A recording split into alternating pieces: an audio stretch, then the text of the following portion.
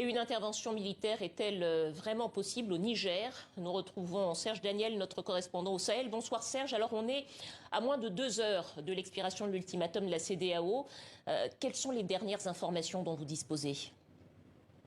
Alors, selon une source au cœur de la commission de la CEDEAO, ce dimanche, des membres de la junte qu'on considère comme des modérés ont été approchés encore une fois pour convaincre les autres de la nécessité de rétablir l'ordre constitutionnel de manière pacifique. Mais il n'y a pas eu de réponse positive. Alors, des actions également ont été menées en direction de l'ancien président nigérien, Mahamadou Issoufou, qui aurait de l'influence sur le chef des putschistes, le général Tchadi. Mais là aussi, les retours ne sont pas positifs. Donc, disons clairement qu'actuellement, quelques heures avant la fin de l'ultimatum, c'est un blocage, c'est une solution figée. La junte dit non, pas question, nous pas bouger.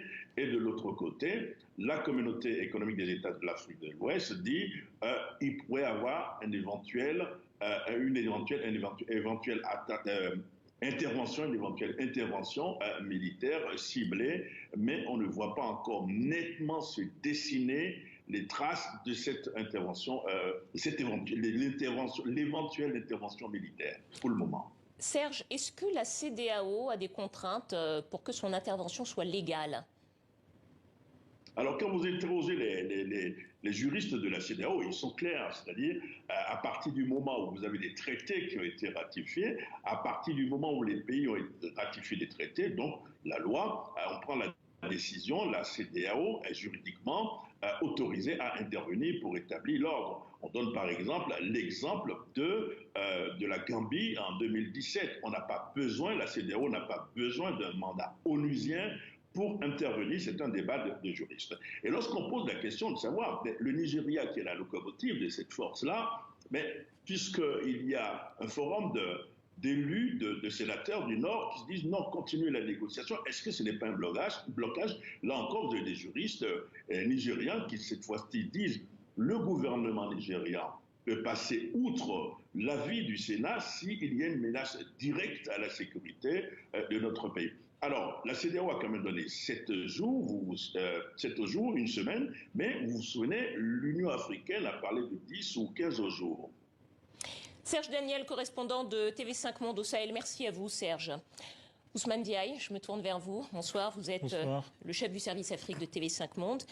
Par le passé, il y a déjà eu des interventions militaires de la CEDEAO. Est-ce que vous pouvez nous rappeler peut-être avec qui ça s'est passé, comment et selon quels contours? Alors la dernière intervention de la CEDEAO, c'était en Gambie. En 2017, le président Yahya Jammeh avait perdu les élections et refusé de quitter le pouvoir. Donc il y a eu une mission qui s'était montée, la mission de la CEDEAO en Gambie, la MISEGA.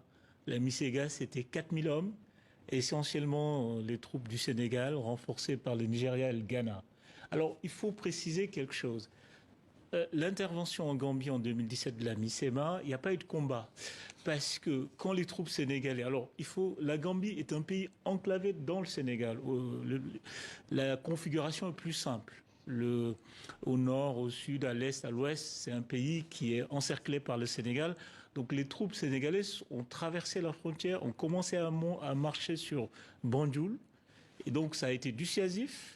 L'armée gambienne ne combattait pas, l'armée fidèle à Jammeh, et il y a eu des négociations, voilà, à l'époque, et les négociations ont permis d'exfiltrer le président Yahya Jammeh sans combat. Il faut aussi souligner que, parce qu'on l'oublie trop souvent, que la CEDEAO avait une mission et est intervenue aussi au Mali.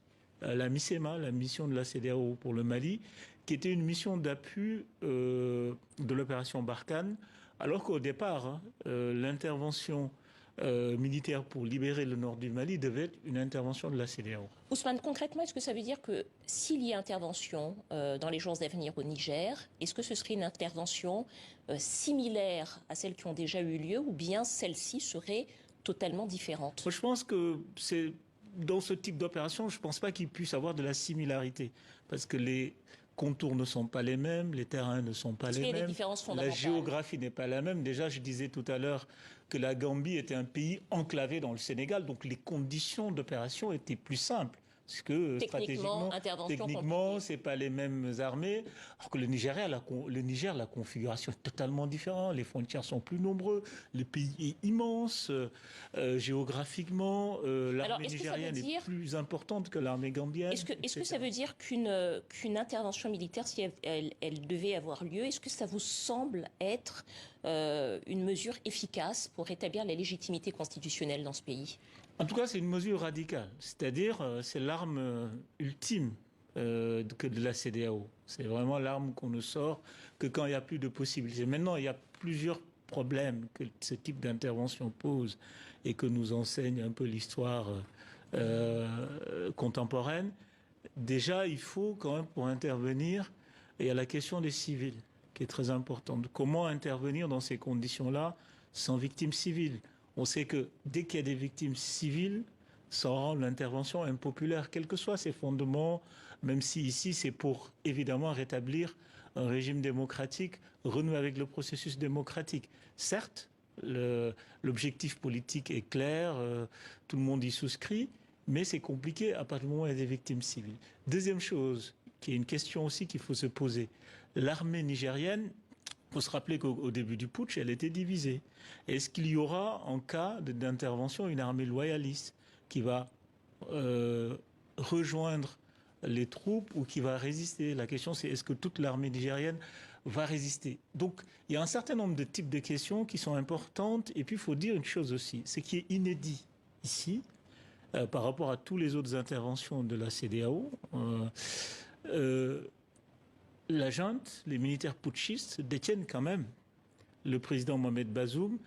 Donc ça pose une question d'objectif. C'est-à-dire si l'objectif c'est de rétablir le président Mohamed Bazoum, il y a le risque quand même qu'il soit assassiné. Et si c'est le cas-là, il y aurait plus de président élu à réinstaller. Ousmane Diaye, en quelques mots, si jamais il y a intervention, quel serait le risque politique à la fois pour la CEDEAO et pour le président Bazoum? Alors le risque politique le plus immédiat pour la CEDEAO, c'est l'impopularité. Parce que la CEDEAO est dans une forme de... elle a du mal à convaincre les populations, à convaincre l'opinion publique africaine. Il y a une défiance autour de la CEDEAO.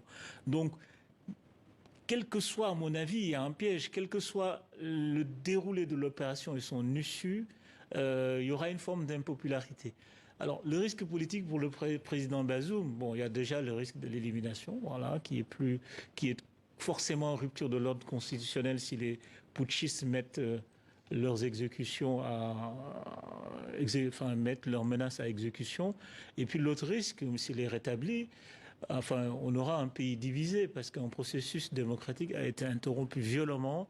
On voit que le pays clairement est divisé et que aussi les putschistes travaillent les composantes de la société. Quid de la légitimité d'un président Bazoum réinstallé après une intervention militaire, en quelques mots? Je pense que sa légitimité tient de son élection, de toute façon. Maintenant, la vraie question, ce sera la réconciliation nationale.